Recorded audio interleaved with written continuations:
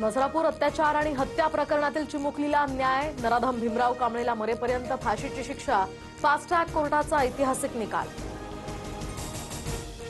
नसरापूर अत्याचार प्रकरणामध्ये 55 दिवसात निकाल, पीडित कुटुंबियांना कोर्टात अश्रू अनावर, फाशीच्या अंमलबजावणीनंतर समाधान होईल, पीडितेच्या वडिलांची प्रतिक्रिया। नराधमांना 2 महिन्यात फाशीपर्यंत पोहोचवता येतं, हे नवीन उदाहरण कोर्टानं आपल्यासमोर मांडलं। नसरापूर प्रकरणातील ऐतिहासिक निकालानंतर मुख्यमंत्र्यांकडून समाधान व्यक्त, न्यायमूर्तींसह सरकारी वकील आणि पुणे ग्रामीण पोलिसांचे मानले आभार।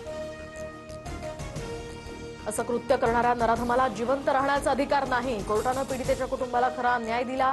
अत्यंत कठोर आणि महत्त्वाच्या निर्णयाबद्दल कोर्टाचे आभार, उपमुख्यमंत्री शिंदेंची प्रतिक्रिया।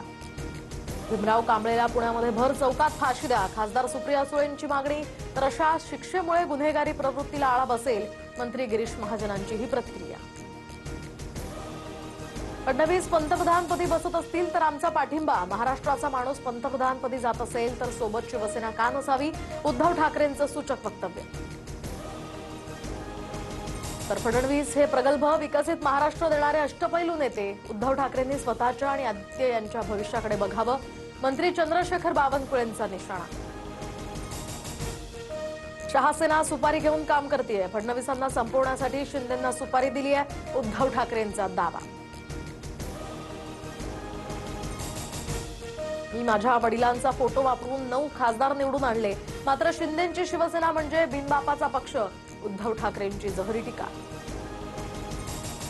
एकनाथ शिंदे वरळीमध्ये दारोदारी फिरल्यानं तुमचं शेमडं पोरगं आमदार झालं, नगरसेवकाचाही अनुभव नसताना तुम्ही मुलाला मंत्री बनवलात, श्रीकांत शिंदेंवरील टीकेनंतर नरेश मस्केंचा उद्धव ठाकरेंवर पलटवार।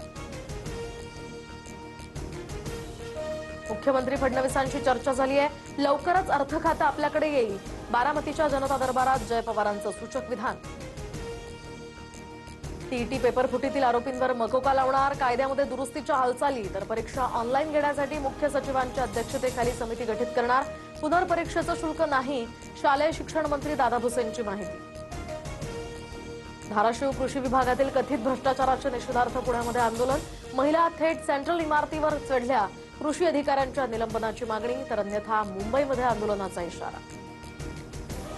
पुण्यातील केतन अग्रवाल हत्याकांड प्रकरणी महत्त्वाचा निकाल, आरोपी सिया आणि चेतनला 3 जुलैपर्यंत आता पोलीस कोठडी कोर्टाने सुनावली आहे। चिकन खाल्ल्यानंतर दही खाल्लं आणि विषबाधेमुळे पत्नीचा मृत्यू, पती गंभीर, नाशिकमधली धक्कादायक घटना, नेमकी विषबाधा कशामुळे झाली यामागचं कारण अद्याप अस्पष्ट, तपासही सुरू।